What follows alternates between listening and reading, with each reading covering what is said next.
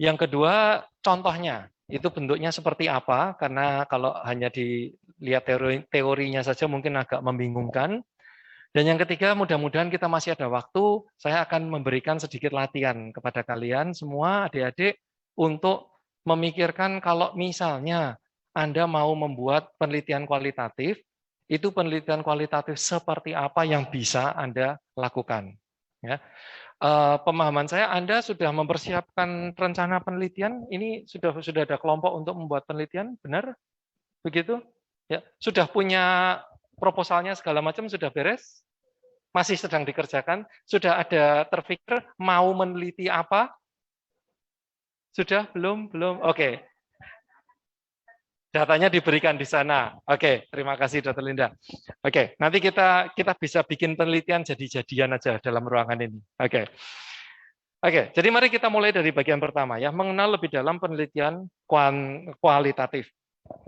Kalau kita bicara tentang semesta pembicaraan penelitian, ya, sebetulnya ada 3 kategori besar dalam kita melakukan penelitian itu. Yang pertama adalah penelitian kuantitatif, yang di situ saya simbolkan dengan simbol persen dan diagram. Karena penelitian kuantitatif itu adalah penelitian yang pada dasarnya meneliti angka, ya, menghasilkan angka, menganalisis angka. Itu adalah penelitian kuantitatif. Di ujung yang lain, yang paling sana, yang paling pinggir, itulah tempatnya penelitian kualitatif. Dan yang Anda lihat di situ gambarnya adalah suatu gambar, suatu tanaman ya, yang kita lihat dengan mikroskop ya, yang sudah kita bukan mikroskop, kaca pembesar. Sehingga kita bisa melihat detail-detail yang sangat kecil yang ada di dalam tanaman tersebut. Dan inilah yang menggambarkan apa itu penelitian kualitatif. Di tengah-tengahnya ada kelompok yang namanya mixed methods. Mixed methods itu apa? Saya tidak akan bicara banyak tentang mixed method pada hari ini. Mixed method research itu adalah penelitian yang menggabungkan elemen kuantitatif dengan elemen kualitatif di suatu penelitian yang sama, tetapi bukan hanya sekedar menyandingkan satu bersanding dengan yang lain, tetapi disintesis menjadi satu sehingga 1 tambah 1 hasilnya lebih dari 2. Ya.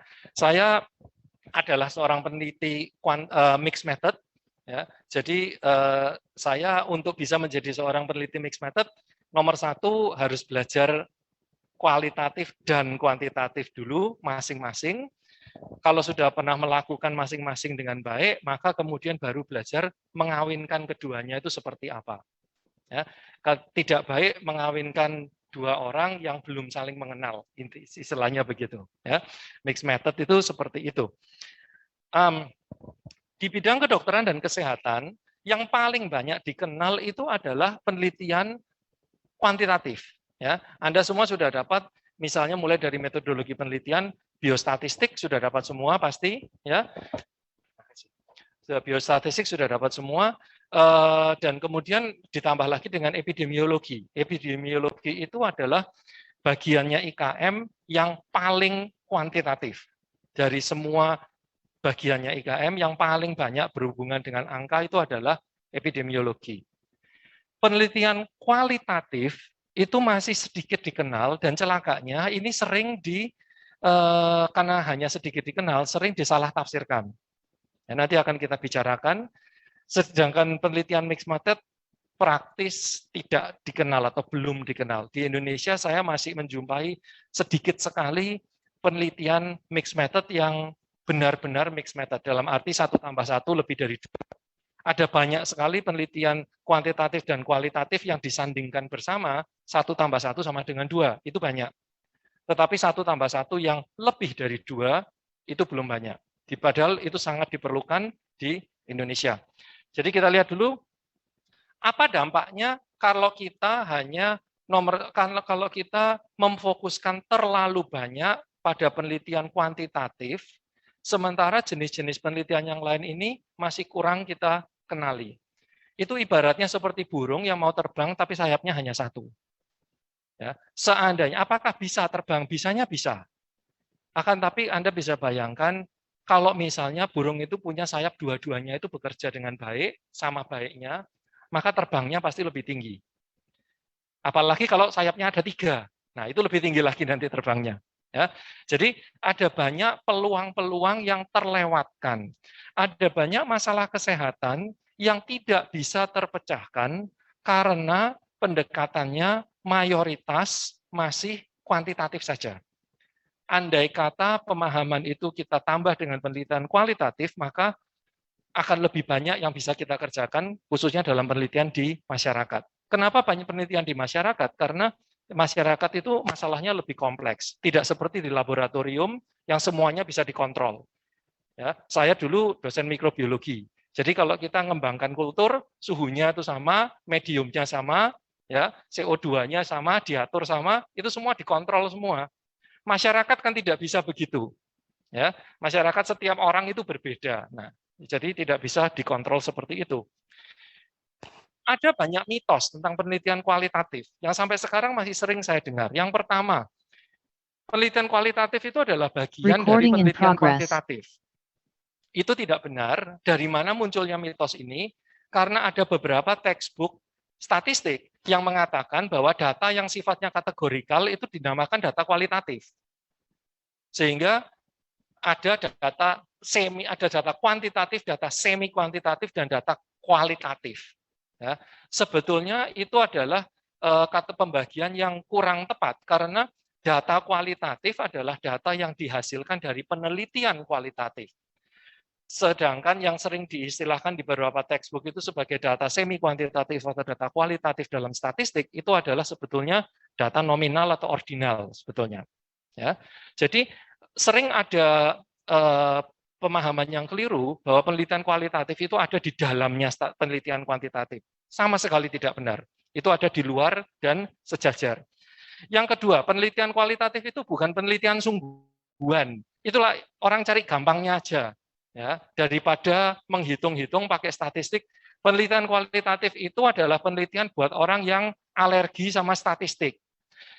Ada benernya juga sih. Kalau misalnya Anda tidak suka statistik, tidak suka hitung berhitung, dan Anda itu kebetulan suka ngobrol, suka bicara, suka mengamati, ya suka mengumpulkan cerita, mungkin Anda akan lebih mudah atau lebih sukses untuk melakukan suatu penelitian kualitatif daripada memaksakan diri untuk menghitung-hitung angka yang Anda tidak suka dan Anda tidak terlalu bisa. Ya, jadi kalau Anda paham penelitian kualitatif, mungkin ada benarnya juga. Tetapi kalau dikatakan penelitian kualitatif itu gampang, alasannya statistik itu kan sulit, ya kan? Bagi banyak orang itu sulit. Bagi saya lumayan sulit. Saya termasuk salah satunya. Apakah berarti kalau penelitian tidak pakai uji statistik berarti penelitiannya jadi gampang? Oh tidak sama sekali. Tidak sama sekali. Ya. Ciri khasnya penelitian kualitatif itu pengumpulan datanya mungkin gampang, analisisnya yang setengah mati. Ya, analisisnya penelitian kualitatif itu sangat memakan waktu.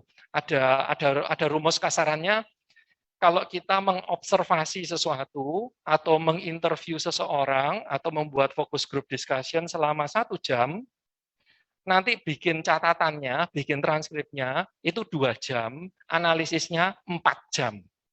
Jadi bisa dibayangkan kalau Anda interview 20 orang, itu jadinya berapa jam itu sampai jadi analisis itu. Ya, karena analisisnya itu sama sekali tidak mudah. Tidak kalah jelimetnya daripada uji statistik. Yang nomor 3, penelitian kualitatif itu tidak bermutu atau tidak ilmiah. Oh, enggak ada uji statistiknya, mana bisa bermutu. Seperti disampaikan Bapak Dekan tadi, sampelnya cuma 8. Masuk mutu itu. Cuma pakai 8 orang aja sampelnya. Ya. Bahkan seperti disampaikan Pak Dekan tadi, bisa juga sampelnya cuma 1. Ada itu penelitian kualitatif yang sampelnya cuma 1. Mana ada mutunya? Bandingkan dengan penelitian kuantitatif yang sampelnya bisa ratusan. Ya, kalau mau dibilang mutu, kalau penelitian kualitatif itu mau diukur mutunya dengan menggunakan garisannya kuantitatif, ya nggak sambung. Karena memang mutunya beda. Bukannya berarti lebih rendah, sama sekali tidak, tapi ukurannya beda. Nanti akan saya bicarakan. Hanya dipakai di ilmu sosial. Ya, tidak ada tempat untuk penelitian kualitatif di ilmu kedokteran. Nanti akan saya tunjukkan bahwa itu tidak benar. Yang terakhir, penelitian kualitatif itu apa? Sampai tadi malam saya bicara dengan seorang rekan, saya cerita bahwa hari ini saya akan bicara tentang penelitian kualitatif. Komentar dari beliau masih, oh penelitian kualitatif itu toh, pokoknya yang wawancara-wawancara gitu toh pokoknya. Enggak.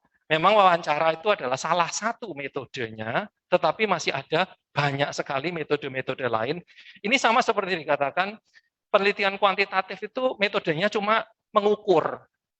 Ya, bukan hanya mengukur sebetulnya, mengumpulkan skor itu juga. Ya, jadi metodenya bukan hanya satu. Oke. Jadi kenapa penelitian kualitatif di bidang kedokteran khususnya itu sangat kurang dikenal? Yang paling besar jawabannya adalah warisan dari generasi ke generasi. Warisan dari generasi ke generasi. Maksudnya apa? Kalau generasi saya dulu waktu saya kuliah, saya tidak pernah mendapat kuliah tentang penelitian kualitatif. Maka akibatnya ketika saya mulai menjadi dosen, saya juga tidak mengajar penelitian kualitatif karena saya tidak tahu bahwa ada barang yang namanya penelitian kualitatif. Baru kemudian saya pernah di suatu universitas lain, saya memperkenalkan penelitian kualitatif dengan beberapa dosen, dan memang ada beberapa mahasiswa yang kemudian memutuskan untuk melakukan penelitian kualitatif, dan mereka kesulitan karena tidak ada yang bisa menguji. Penguji-penguji yang lain itu ngertinya cuma kuantitatif. Jadi ketika mereka menguji penelitian kualitatif ini, mereka bingung. Kenapa sampelnya cuma 5 orang? Dari mana ini sampelnya? Perhitungan sampelnya dari mana ini? Dan seterusnya. Hipotesisnya kenapa tidak ada? Kenapa tidak ada uji statistiknya? Dan seterusnya. Karena memang pengujinya tidak paham apa itu penelitian kualitatif. Yang kedua, paradigmanya itu sangat berbeda. Nanti akan saya jelaskan maksudnya apa. Dan karena paradigmanya sangat berbeda, penelitian kualitatif itu jadi rasanya ini barang aneh ini. Masuk penelitian kok kayak gini modelnya. Ya. Dan ditambah lagi kalau mau belajar sendiri, buku ajarnya penelitian kualitatif itu banyak yang ditulis pakai bahasa planet. Kalau kita-kita yang orang kedokteran melihat itu pusing, karena bahasanya itu terus terang bukan bahasa yang kita pakai sehari-hari. Sulit sekali mencari textbook penelitian kualitatif yang bahasanya itu cocok untuk kita-kita yang orang-orang kedokteran. Itu sulit sekali. Ada, tapi sulit untuk dicari. Nah, terus kenapa penting? Ada 2 poin di situ. Yang pertama, konon diucapkan oleh Albert Einstein, not everything that can be counted counts, and not everything that counts can be counted. Ya, counted itu maksudnya dihitung, counts itu maksudnya penting.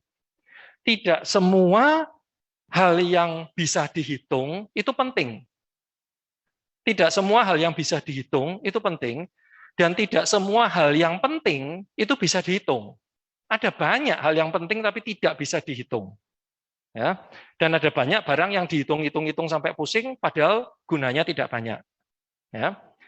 Dan yang kedua, not everything can be reduced to numbers. Tidak semua itu bisa dilambangkan dalam angka. Ya, seperti misalnya, kalau kita kepingin tahu mengapa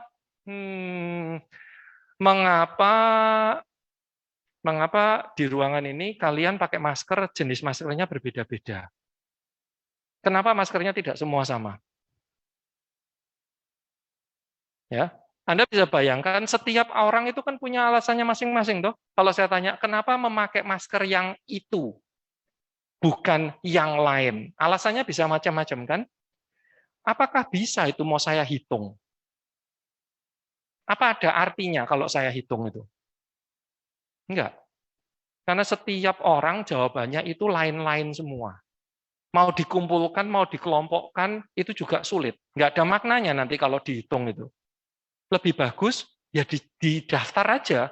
Alasannya ini apa, alasannya ini apa, alasannya apa, dan seterusnya. Itu yang dimaksudkan, tidak semua hal itu bisa direduksi, dilaporkan menjadi angka. Tidak semuanya. Analoginya apa kalau di kedokteran? Kita semua tahu ya, anamnesis, pemeriksaan fisik, laboratorium, sama diagnosis. Ya, kita semua sudah tahu ya. Pemeriksaan fisik dan laboratorium itu, pemeriksaan fisik dan laboratorium itu kebanyakan hasilnya adalah angka. Ya, berat badannya sekian, tinggi badannya sekian, BMI-nya sekian, tensinya sekian, dan seterusnya. Tapi kalau Anda ingat, anamnesis itu ada angkanya, enggak? Ada sih sedikit-sedikit, merokok berapa batang sehari, ya, menderita ini sudah berapa hari lamanya, diarenya berapa kali sehari, keluarnya kira-kira berapa banyak. Tapi ada juga, Ibu, jenengan sakit perutnya rasanya seperti apa, Bu? Sedut-sedut, apa sengkring-sengkring, apa mulus-mulus? Nah, apakah itu bisa dihitung sebagai angka? Apakah bisa dilaporkan sebagai angka? Sulit. Kualitas itu. Ya, penjalarannya, nyeri dadanya menjalar kemana? Apakah menjalar ke bahu, apa menjalar ke belakang? Kita semua tahu ya, itu semua diagnosanya diferensiasi. Itu semua datanya kualitatif itu. Datanya cerita, ya, itu kualitatif. Jadi kalau mau dipikir apakah penelitian kualitatif itu seperti apa, data kualitatif seperti apa, kalian semua sudah tahu bentuknya seperti apa. Apa yang kita lakukan pada waktu anamnese, sebagian besar hasilnya itu adalah data yang sifatnya kualitatif, karena tidak bisa diubah menjadi bentuk angka. Ya, dan kita semua tahu kan pentingnya anamnesis seperti apa. Ya, pakemnya akan mengatakan anamnesis itu 80% dari diagnosis, ya kan? Jadi bisa dibayangkan itu pentingnya mengumpulkan data yang bukan bersifat angka. Pentingnya itu seperti begitu. Dalam menegakkan diagnosis bisa sampai 80% dari diagnosis. Jadi saya sudah singgung, salah satu apa sih cirinya penelitian kualitatif? Datanya bentuknya bukan angka. Datanya itu bisa bentuk narasi, bentuk cerita seperti anamnese, bisa berupa teks, bisa berupa foto, bisa berupa gambar atau lukisan, bisa berupa video. Jadi bentuknya itu macam-macam. Ya, jadi bagi mereka yang suka video-video pakai TikTok atau pakai Instagram kayak gitu, berbahagialah. Siapa tahu itu bisa jadi penelitian. Bahkan Anda bisa, dan ini sudah ada yang melakukan penelitian, ya, jenis-jenis hoax apa saja yang ada di WhatsApp tentang COVID. Dan itu penelitiannya adalah penelitian teks. Ya, jadi pesan-pesan yang ada di WhatsApp itu diteliti teksnya itu. Ya, kemudian dilihat kesalahannya itu di mana, kesalahannya itu jenis apa. Itu semua memang bisa dihitung, ujung-ujungnya bisa dihitung. Ya, kadang-kadang ada angkanya tuh ada. Yang tipe kesalahan ini ada sekian, tipe kesalahan ini ada sekian. Jadi kadang-kadang ada angkanya, tapi angkanya tidak pernah diuji statistik, karena tujuannya bukan itu. Ya, tujuannya adalah meneliti barang ini barang apa sih sebetulnya, hoax ini barang apa. Saya sudah cukup lama menjadi hoax slayer di WA. Ya, jadi saya kalau lihat hoax itu saya bilang ini tolong jangan di forward, ini hoax. Kemudian saya jelaskan salahnya itu di sini. Dan itu hanya bisa dilakukan kalau kalian melakukan penelitian kualitatif, mendekatinya secara kualitatif. Nah, sekarang kita masuk ke tempat yang sedikit agak berat. Apa bedanya penelitian kuantitatif sama kualitatif? Saya mulai dari paradigmanya dulu. Yang nomor satu itu yang paling berat untuk dipahami. Penelitian kuantitatif percaya bahwa kebenaran itu hanya ada satu. Apakah pil yang warnanya biru lebih bagus daripada yang warnanya merah? Apakah ada perbedaan bermakna antara pasien yang mendapat pil yang warnanya biru dengan pil yang warnanya merah? Diuji statistik, dilihat ada perbedaannya atau tidak. Ada satu jawaban yang benar di luar sana.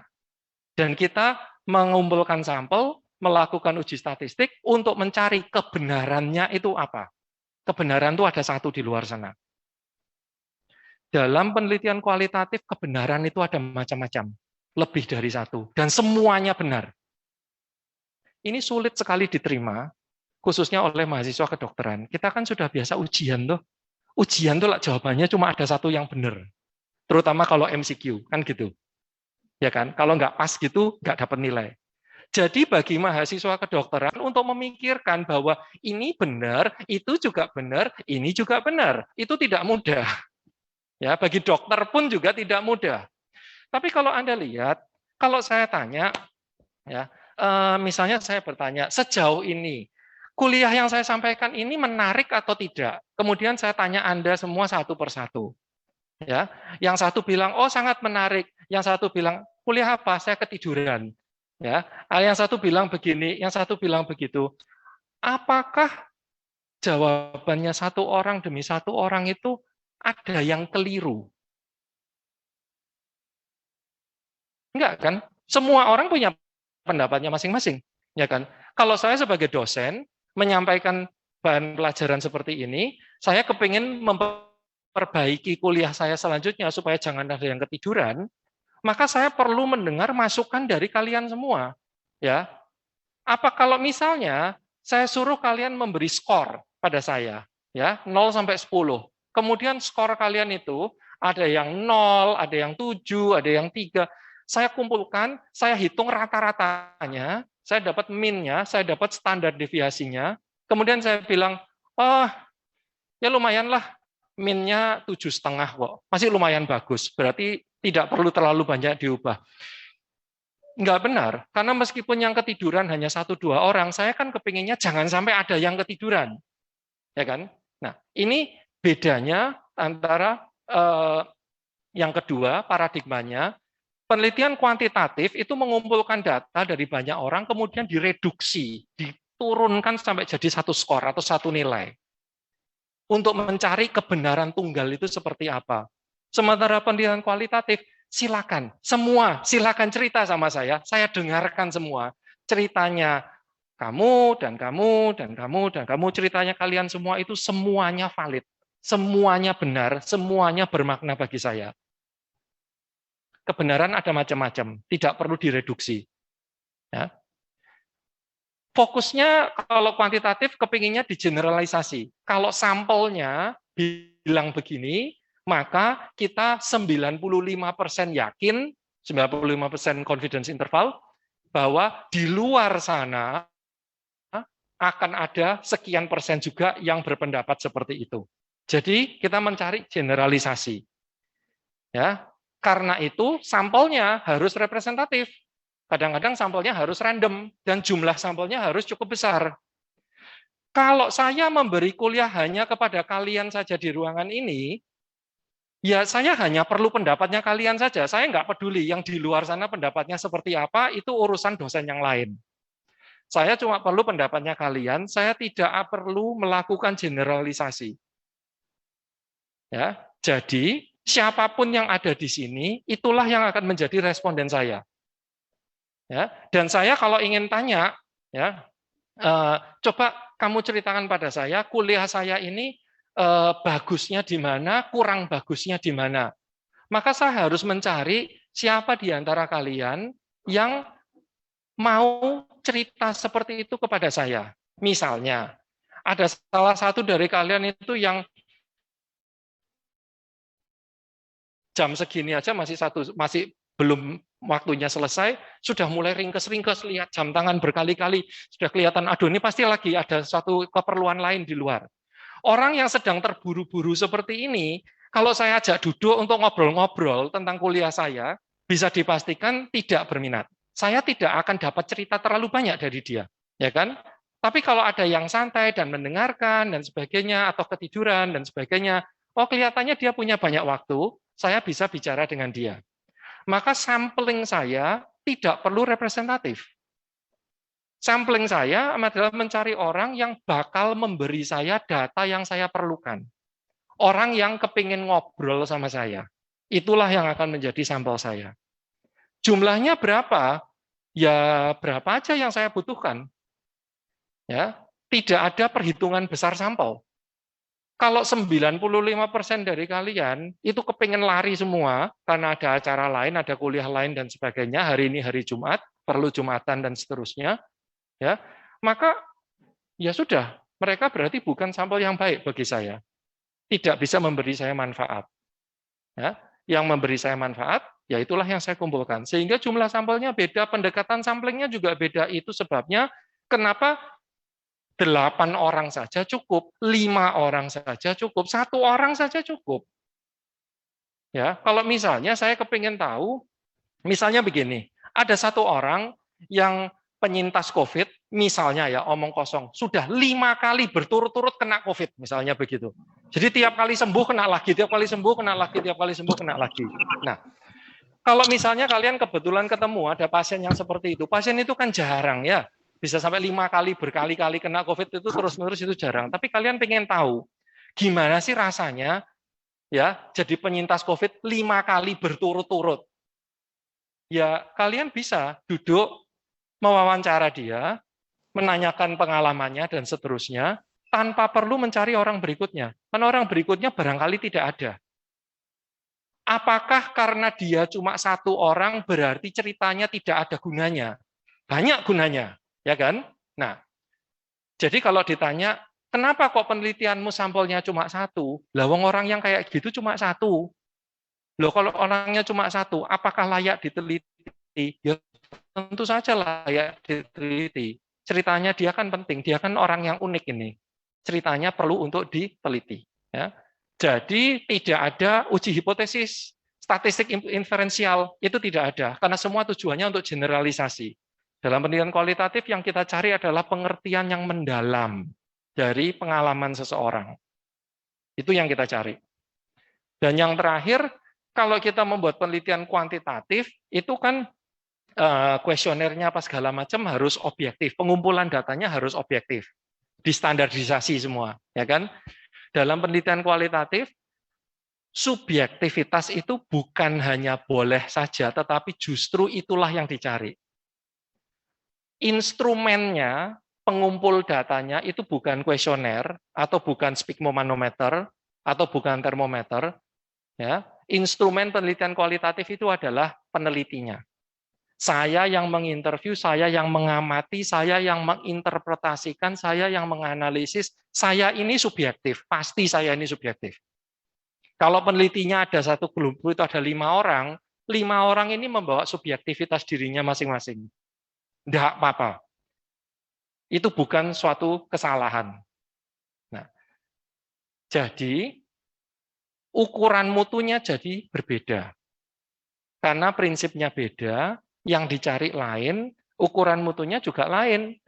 Kalau di penelitian kuantitatif, kebenaran cuma satu. Jadi muncullah yang namanya validitas. Apakah yang kita temukan itu benar-benar apa yang kita cari? Ya, kebenarannya kan cuma satu soalnya. Ya. Tapi kalau di penelitian kualitatif, kebenaran itu ada banyak. Sekarang masalahnya, data yang dilaporkan itu akurat atau tidak? Kalau datanya akurat, itu sudah cukup. Akuratnya itu pokoknya yang disampaikan itu sama dengan yang dilaporkan. Ya, nah itu makanya yang dinamakan trustworthiness. Validitas di dalam penelitian kualitatif itu tidak ada. Yang ada namanya trustworthiness, keterpercayaan. Yang kedua, sampelnya representatif atau tidak. Kalau kuantitatif itu penting karena kita mencari generalisasi. Kalau kualitatif, sampelnya itu kaya informasi atau tidak. Kalau sampelnya kaya informasi, masuk sudah, itu yang penting dicari. Dan yang terakhir, kalau kuantitatif, penelitiannya objektif, jadi kalau yang interview ada 5 orang, harusnya jawabannya harus sama semua. Ya kan? Itu namanya, atau kalau saya interview hari ini, besok pagi saya interview lagi, jawabannya harus sama, harus konsisten. Ya kan? Itu yang namanya inter-rater sama intra-rater reliability di kuantitatif. Di kualitatif nggak bisa kayak gitu. Kalian semua sudah putaran klinis toh di rumah sakit? Ya, sudah pernah visite pasien dari hari ke hari kan? Ya, sudah pernah dapat pasien yang hari ini ditanya sakitnya seberapa, nanti sebentar lagi mungkin siangnya atau sorenya sakitnya udah berubah. Ya kan? Kalau tadinya kesakitan, sekarang sudah tidak terlalu sakit. Apakah berarti pasiennya bohong? Enggak kan? Ya, bukan. Memang kondisinya dia sudah berubah. Ya kan? Di sini bisa dilihat ya, kalau kita memotretnya secara kuantitatif, sekali dia ngomong dapat skor sekian, nanti dia ngomong lagi dapat skor sekian, kita harus, ini gimana skornya kok beda. Tapi kalau kualitatif, ingat, kebenaran itu majemuk. Yang dia ngomong tadi pagi itu sama benernya dengan sekarang. Seorang pasien mungkin pagi hari ketakutan karena mau operasi, kalau kita tanya, gimana Bu persiapannya operasi? Takut, cemas, takut sekali. Tidak mau operasi, tapi gimana? Setelah itu mungkin sudah dapat konsulan dari anestesi, sudah diberitahu resikonya dan sebagainya, sudah diberi edukasi, kalian datang lagi, sudah tenang pasiennya. Loh, tadi katanya cemas, kok sekarang sudah tenang? Ya sudah lain kan, pendapatnya sudah berbeda, dan itu oke, enggak masalah. Jadi yang ada di situ adalah credibility-nya. Apakah kalian itu dapat dipercaya sebagai orang yang punya kemampuan untuk mengumpulkan data dengan benar? Kalau Anda punya kemampuannya, maka data yang Anda laporkan itu berlain-lain itu nggak apa-apa, nggak masalah. Nah, research question-nya, kalau kuantitatif itu berapa, apa ada hubungan, apa ada perbedaan, klasiknya ada 3 macam itu. Intinya semua yang bisa diuji dengan angka atau statistik. Sementara kualitatif itu ke arah kualitatif. Apa, mengapa, bagaimana, artinya itu apa. Ya, mencari arti. Nah, ini ada nama-namanya macam-macam. Ini yang saya bilang bahasa planet itu ya. Ini saya ambil cuma 4 aja ya.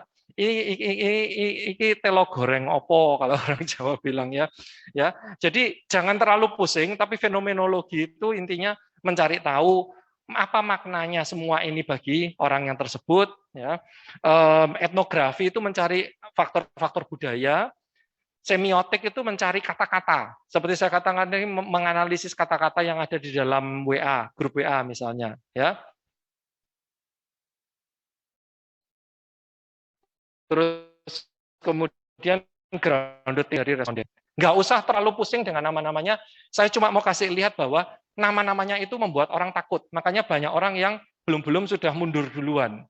Waduh, saya mesti belajar ini semua. Dibandingkan sebetulnya ini kan sama tuh, seperti kalau kalian semua masih ingat pertama kali kalian dengar case control, cohort, RCT apa segala macam, pertama kali dengar itu kan juga psh, kayak gitu kan, ya. Iki istilahnya macam-macam apa nggak ngerti semua, ya. Tapi pelan-pelan kemudian kalian belajar dan diuji lagi. Jadi kan harus tahu, ya. Sementara kita mungkin jarang mendengar atau tidak pernah diuji hal-hal yang seperti ini. Jadinya seperti bahasa planet. Dari segi pengumpulan datanya, saya katakan tidak semuanya pakai wawancara, bisa juga pakai observasi. Ini saya lakukan waktu saya sedang S3, saya melakukan pengamatan bagaimana caranya orang melakukan sterilisasi dan disinfeksi di sebuah kabupaten yang sangat terpencil. Jadi saya itu cuma nongkrong di SSD sepanjang hari, saya ngelihat orang itu keluar masuk, apa yang mereka kerjakan. Kalau mereka masang oven atau autoclave, saya lihat time waktunya berapa, suhunya berapa. Saya lihat prosedur aseptis yang mereka lakukan itu seperti apa. Saya tidak bicara sama sekali dengan mereka. Saya duduk itu saya jadi kayak perabot dalam ruangan, saya duduk di situ dan saya mengamati semua yang terjadi, saya catat itu semua. Itu namanya observasi. Dari situ saya tahu bahwa saya ditanya sama teman saya waktu sudah selesai, dalam satu kalimat, tolong disimpulkan, apa kesimpulannya penelitianmu selama di daerah kabupaten tersebut? Saya bilang, kalau kamu pergi ke kabupaten itu jangan sakit, saya bilang gitu. Ngeri kalau bisa lihat, ya, yang dilakukan di situ tuh dalam CSSD itu seperti apa. Kamu nggak mau sakit lah pokoknya, saya bilang gitu. Ya, kesimpulannya hanya satu kalimat itu saja. Tapi itu semua saya peroleh karena saya mengamati apa yang terjadi di situ. Ya, jadi itu observasi. Kemudian ada interview, ya, wawancara. Wawancara bisa 1 lawan 1, bisa dalam satu grup, bisa fokus group discussion, namanya ada macam-macam. Analisis dokumen, ya, tadi saya sudah bilang masalah analisis apa yang terjadi di grup WA. Tapi ada satu kawan saya buat penelitian menarik sekali. Kalian semua pernah lihat rekam medik ya? Rekam medik itu kan ada pesan dari dokter kepada perawat. Ya, ada satu orang yang meneliti, dokter itu kalau memberi pesan kepada perawat, bahasa yang dipakai itu kata-katanya tuh bahasa apa? Kelihatan PPDS sama dokter senior kalau nulis instruksi ke perawat itu bahasanya beda. Beneran, bahasanya beda, pilihan katanya itu beda. Ya, ini bukan masalah siapa yang lebih sopan, siapa yang nggak sopan, ya, tapi bahwa ternyata beda caranya PPDS berkomunikasi dengan perawat, itu beda dengan senior berkomunikasi dengan perawat. Kalian semua pasti pernah dengar yang namanya interprofessional learning, kan? Interprofessional collaboration. Kita harus kerjasama dengan profesi lain, ya kan? Nah, untuk bisa memperbaiki kolaborasi kita dengan profesi lain, salah satunya caranya adalah menjaga bahasa kita, supaya hubungan kita tetap baik. Itu juga penelitian itu yang sama menunjukkan bahwa kalau dokter ngomong ke perawat, itu beda sama kalau dokter ngomong ke fisioterapis. Fisioterapis sama perawat itu kalau komunikasi juga beda bahasanya. Ya, saya tidak akan cerita yang paling kasar yang mana, silahkan dicari sendiri. Ya, tapi ada yang kalau ngomong kuasar. Ya, untungnya bukan dokter. Anyway, yang terakhir adalah creative activities. Saya pernah ikut penelitian seperti ini, sekarang sedang menjalankan penelitian seperti ini, namanya photo voice. Photo voice itu menarik sekali. Ya, saya minta kalian, ini kalau kita ada waktu 1 hari penuh, ini saya bisa buat kita buat latihan ya. Saya minta kalian semua, kalian bayangkan aja. Saya minta kalian semua keluar, saya beri waktu 15 menit, buat satu foto dengan handphone kalian yang melambangkan perjalanan kalian sebagai mahasiswa kedokteran di FK UNER. Ambil satu foto, foto apapun, yang bisa melambangkan perjalanan kalian sebagai mahasiswa kedokteran sampai hari ini. Dan kemudian setelah 15 menit kita kembali, saya minta kalian satu persatu presentasi, saya mengambil foto ini karena ini. Ini melambangkan perjalanan saya yang seperti ini, seperti ini, seperti ini, seperti ini. Itu salah satu penelitian kualitatif yang luar biasa menarik. Karena penelitian saya yang sudah selesai adalah buatlah satu foto yang menunjukkan bagaimana rasanya jadi waria. Foto-foto yang mereka tunjukkan itu luar biasa kaya sekali. Ya, bagaimana rasanya hidup sebagai waria? Ada yang mengambil foto itu plakban. Ya, plakban. Kenapa plakban? Kalau kepengen tampil sebagai perempuan, ada bagian anatomi yang harus disembunyikan. Dan sembunyikannya itu dengan cara di-tape pakai plakban supaya nggak kelihatan. Jadi plakban itu melambangkan rasanya hidup sebagai waria itu seperti apa. Itu salah satu contohnya. Ya, jadi Anda bisa bayangkan hal-hal yang seperti ini mana bisa mau diuji statistik. Ya, mana bisa mau dihitung, nggak bisa. Ya, harus dikumpulkan dalam bentuk narasi, bentuk cerita, bentuk foto, dan seterusnya. Dan apakah penting mengetahui hal-hal yang seperti ini? Kalau menurut saya penting. Ya, sehingga kalau misalnya saya praktek dan saya mendapat pasien yang kebetulan waria dan depresi, saya bisa tahu sedikit banyak kenapa kok kamu depresi. Lawang kehidupanmu itu seperti itu loh, cerita hidupmu itu seperti itu loh. Setiap hari kamu harus melakukan seperti itu. Jola ya le depresi, rek. Kan gitu omongannya, ya. Jadi itu sangat membantu kita dalam memahami pasien-pasien kita. Oke. Dari segi analisis datanya, sekali lagi sederetan bahasa planet, ya, nggak usah terlalu dipusingkan. Yang paling atas itu yang paling gampang, tematik analisis. Ya, kalau orang baru mulai melakukan penelitian kualitatif, minimal mereka harus bisa melakukan tematik analisis dulu. Data ini, cerita ini, intinya itu apa sih sebetulnya? Poin-poin yang paling penting itu apa? Melakukan tematik analisis itu intinya sama seperti membuat catatan kuliah dari suatu kuliah yang panjang.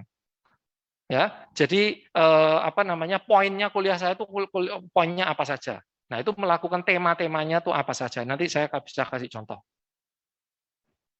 Jadi, kita sudah, nah ini contohnya, tematik analisis itu kayak gini modelnya ya. Jadi dalam waktu 45 menit terakhir kita sudah membahas semesta pembicaraan metodologi penelitian itu apa saja. Kita sudah membahas ciri, paradigma, dan mutu penelitian kualitatif, dan kita sudah membahas beberapa desain penelitian kualitatif. Habis ini saya mau kasih contoh bentuknya penelitian kualitatif itu seperti apa. Tapi sebelum kita masuk ke situ, apakah ada yang mau ditanyakan? Ingat, Di bagian ketiga, saya akan minta kalian menyusun suatu penelitian kualitatif. Jadi dasarnya harus tahu dulu. Ya, silakan, Dek.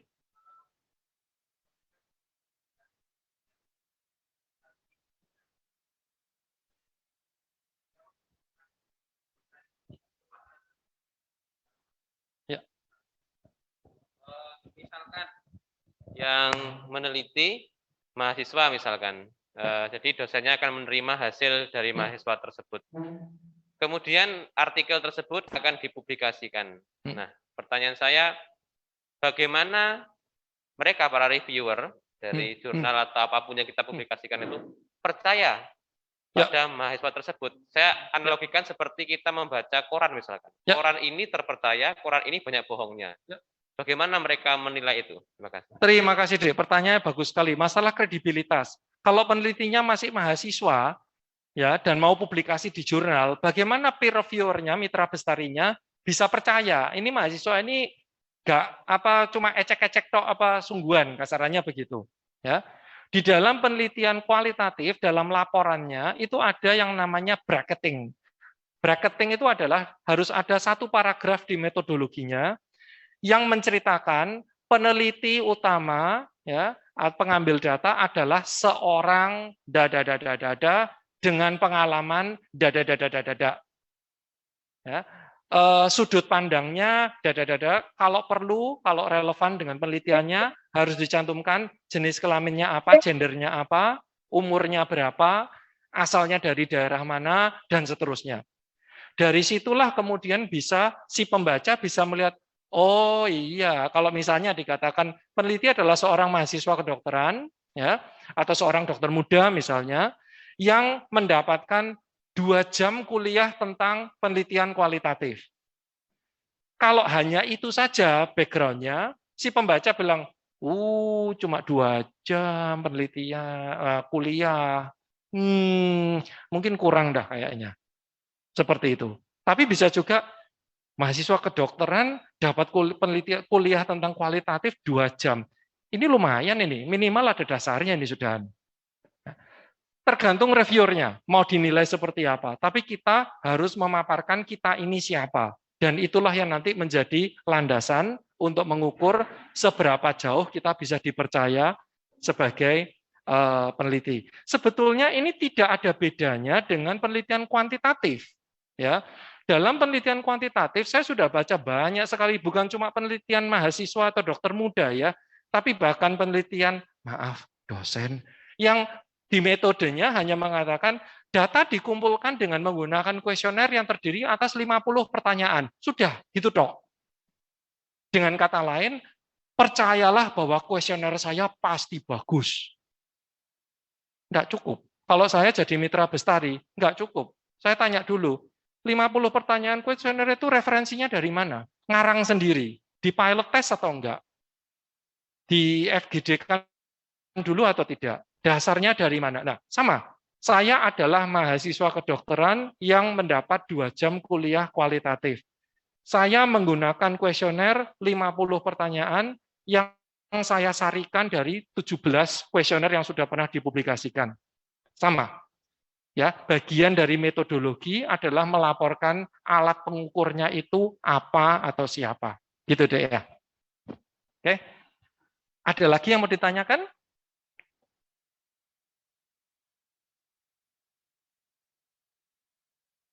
Sementara belum? Oke, kita lanjut ya. Kita lihat sekarang apa namanya? Contohnya. Contohnya apa?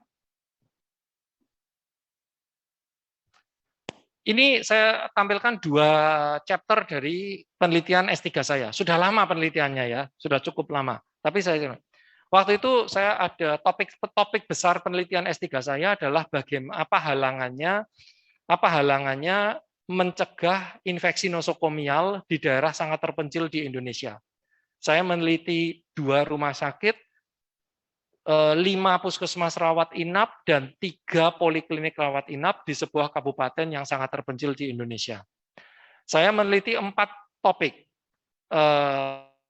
Flebitis akibat pemasangan infus, penggunaan antibiotik yang rasional, sterilisasi dan desinfeksi alat, dan yang terakhir cuci tangan. 4 hal itu yang saya teliti. Ini saya beri contoh tentang flebitis. Penelitian saya mixed method semua. Jadi ada kuantitatifnya, ada kualitatifnya. Jadi enak dibuat contoh. Ya. Dari segi kuantitatif, saya mencari prevalensi pasien yang dipasang infus itu berapa. Ya.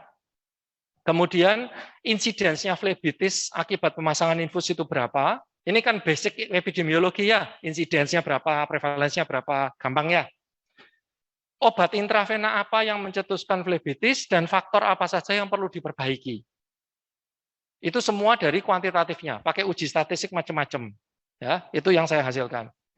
Dari situ saya temukan misalnya bahwa selain pasien partus normal, kira-kira berapa ya? 98% pasien yang rawat inap itu dipasang infus semua.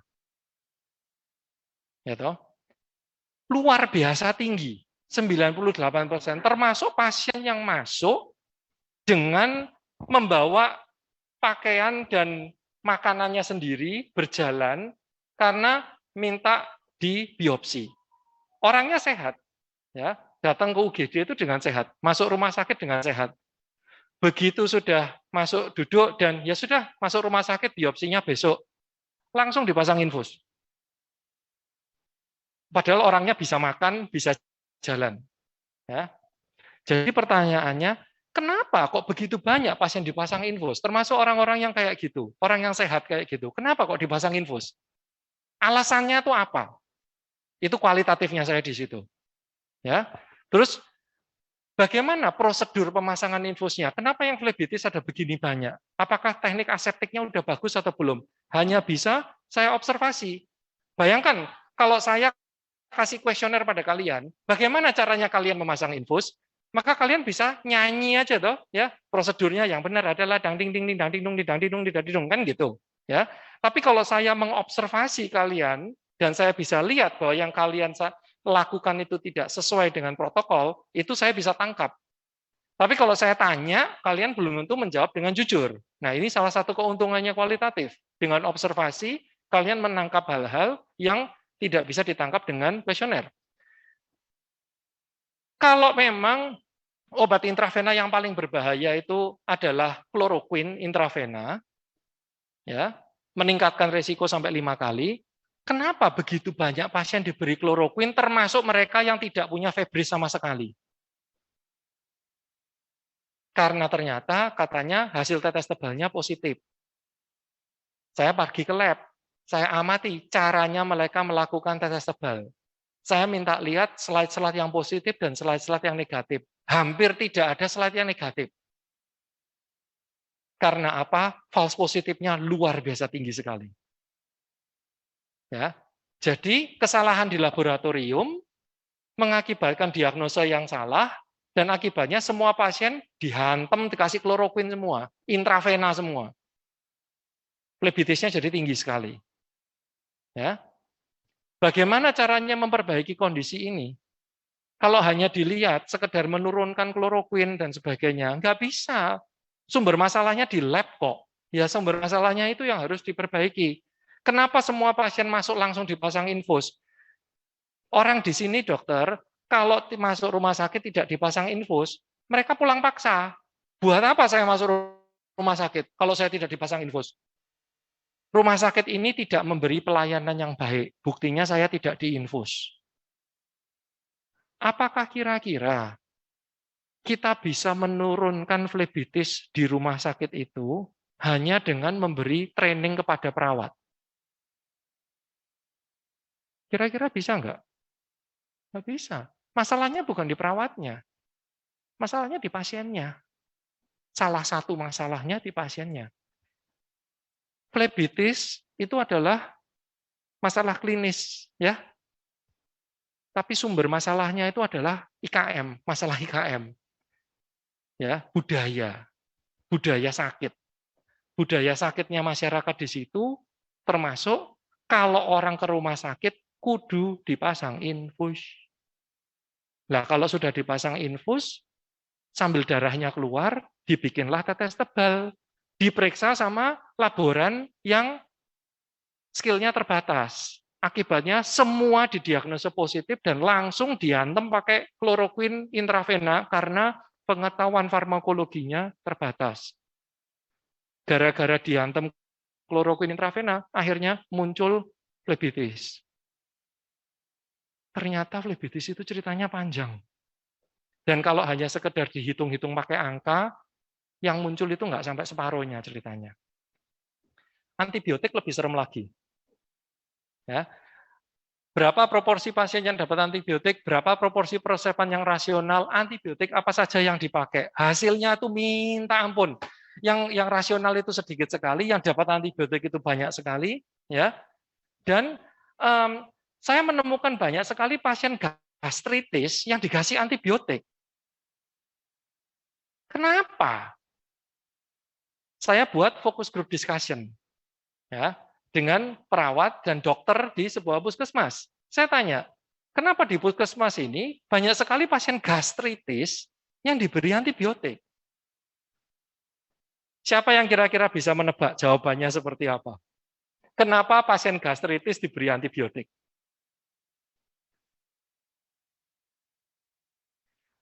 Logikanya masuk.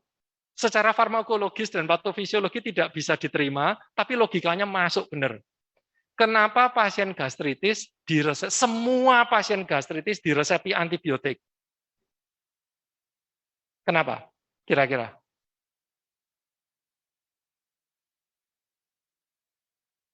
Siapa mau coba menebak?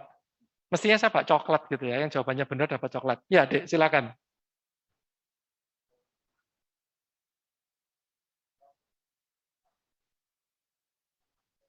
Oke. Karena di suspek ada Helicobacter. Betul. Ya. Kalau di Jawa, di daerah sangat terpencil di ujung sana, banyak orang tidak pernah dengar yang namanya Helicobacter. Jadi logikanya benar, tapi bukan itu alasan mereka meresepkan gastritis, antibiotik untuk gastritis. Ada yang mau mencoba lagi? Saya beri petunjuk. Gastritis itu kan ulcer, ulkus. Ulkus itu luka.